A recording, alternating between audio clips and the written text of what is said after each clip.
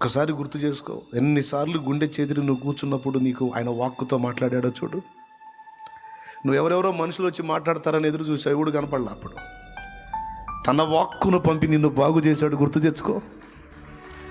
నువ్వు ఎక్కడో ఉంటే, ఏదో స్థితిలో ఉంటే, ఎవరు నన్ను ఆదరించట్లేదని ఏడుస్తూ ఉంటే, నేనున్నాను, భయపడకు, నేను నిన్ను బాగు చేస్తాను, నేను నీకు తోడై ఉన్నాను, నేను నిశ్చయముగా నిన్ను గొప్ప చేస్తాను, నిందకు ప్రతిగా పూదండను ఇస్తాను, నేను నిన్ను స్వస్థపరుస్తాను.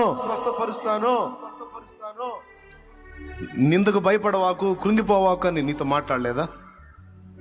ఎవ్వరు, నువ్వు వెతుక్కున్న వాడు ఎవడు పట్టించుకోవాలి అప్పుడు.